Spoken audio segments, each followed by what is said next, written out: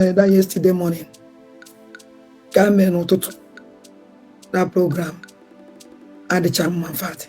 Or the part of that program at the Chamma, which Nana say, even Kugasleba at the which na say Mundibu Adam sorry. Na sakwa Biafran government na Adam sorry. Na that program. I want to excuse na nyon. So no iya yinwelike push munji we mewa we fe. Because all excuse mwa yenye unu.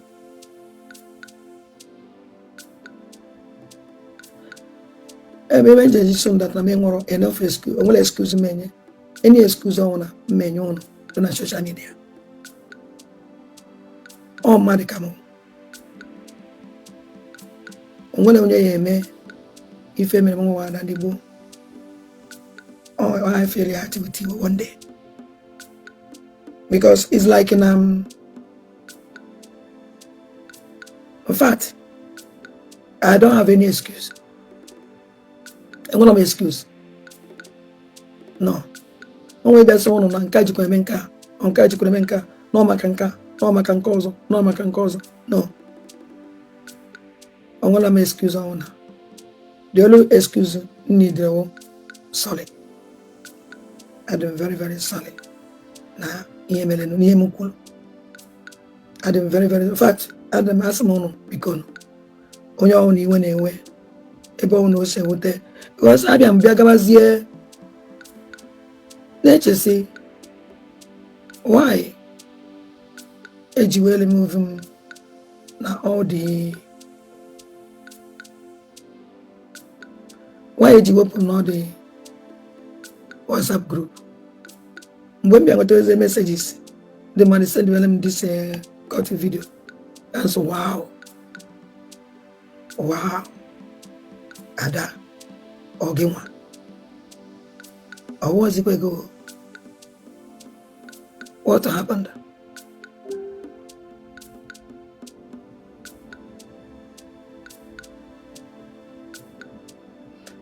So when them was na maga.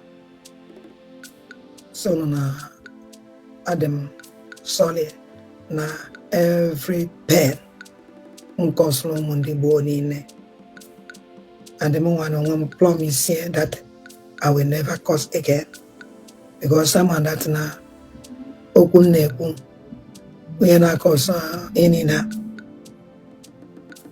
we chop tapar na onye ni na madefo ko ne kucha onye ni na curse because anybody can no ogwagwarago no awamonyo ogunato no all ogwagwarago ona all ogwagwarago ni yan wo mad obusi awi fe meku o mad ka wo adonwole ife oyawo ono yeside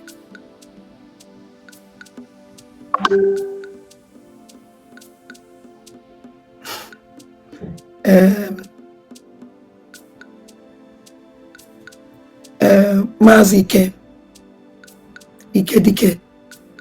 Yes. Mazi Ike Dike is na follow hand on. Yeah. I follow them that hand up and I can't do it, but it's not the solid by falling hand on. On one I'm watching where Puna Yahweh. The little man what they want that now. I don't think they get apologized for Biafran, someone dibonine to Pasalamobi. Njima kana wepata. Adam Solomon Dibo. Chono Fuebe, ni mobion, Balo, ni yenine. Chono Fuebe, ni mobion, Balo. Awatamu penon. Awatam penon. Awatam iwe ono. Mala kwa nife kwa traya wiwe jiwe pata. Denu muwa ukaloela wena yokwa Biafran government led by Dr. Ngoza Labese. The video me onwe ka o si wute ụnụ ọnwụ na onwe ka o wutere ụnụ asị m ụnụ gbaghalanụ gbaghalanụ gbaghalanụ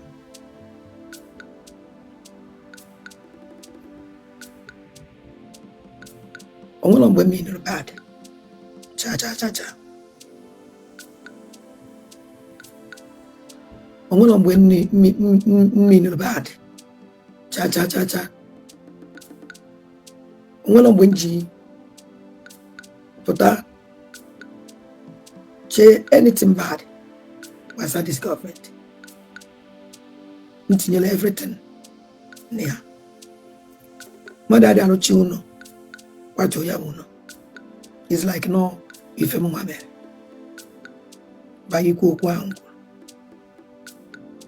o wee eziokwu na o nwere ihe na-ewute m o wee eziokwu na o nwere ihe na-ewute m and ihe a na-ewute m akọwago m ihe many times which na I will try swallow ya ayọkwa onye m chi m ka o nyere m aka ịsụwalụ ya and ama na Chukwu ya emere m ya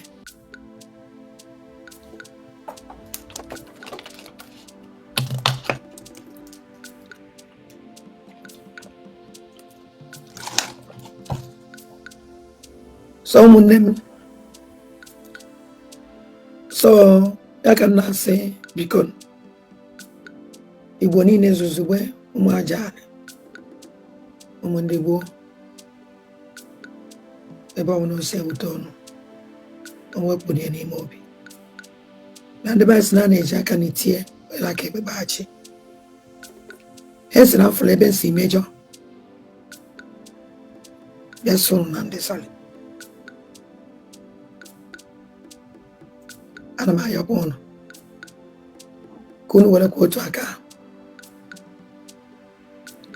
nabata m nwa nwanne ụnụ nwanyị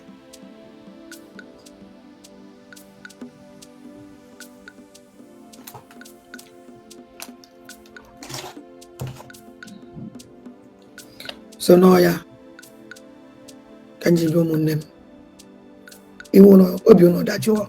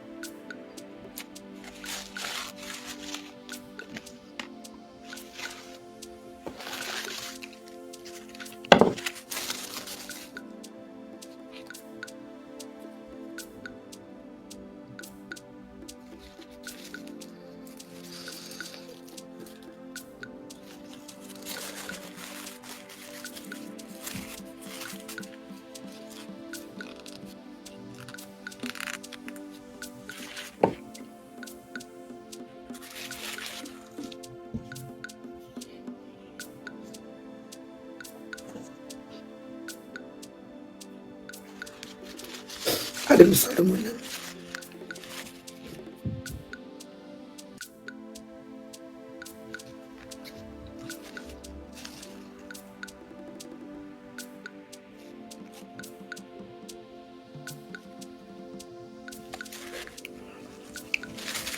ụmụnne m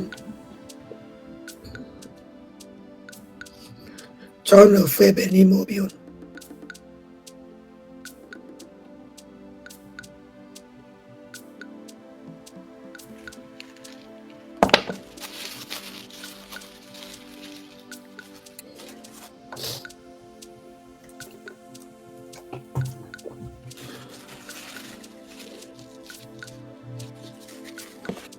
wow ụmụnne m Adamu na-asọrọ biko chọọ na ofu ebe n'ime obi unu ime obi unu gbaalụ ebe ahụ si ewute unu na m ayọ Chineke emetọ n'aka n'obi ka o wutedebe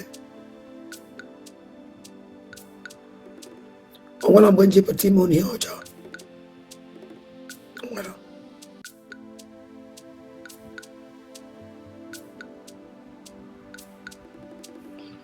ihe nji wee pụta ka ọ dịrị anyị niile mma ka anyị tọdebe afọ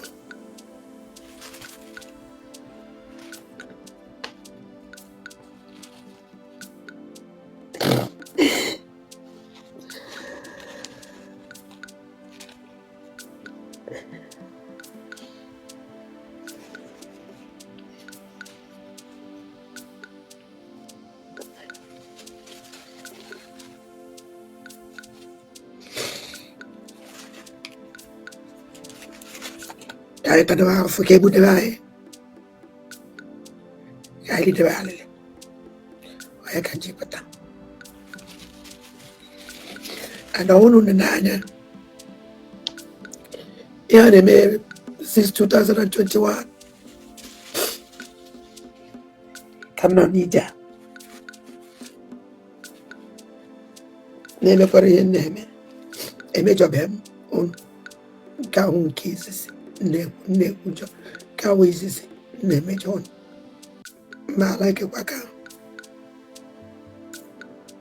kono wopto biuru nine oe baro Vicente Kanayo DPM Dr. Ngozala Bese Adam Salino kunkulezi nwannem just opiani mobigi wala mboje wala mom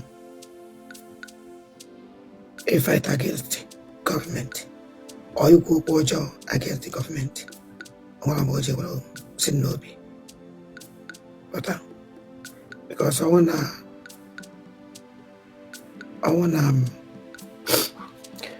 because I wanna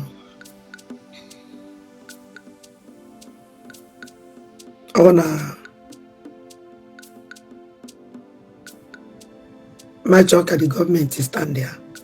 Yana Maganambo, I am a West time in a West, Chinako, my health system in danger, and then now fight for the government. And the government is stand there. And I thank God that now I win. So because I can say Cambia woman namuku. Wako DPM Biafran government, Dr. Ngozala Bese and his cabinet. Siana program made yesterday. And sorry. The kunkuleba no iwe kanjiwe kunya iwe kanjiwe kunya and the young patara ongono just patamuma you are some well for ben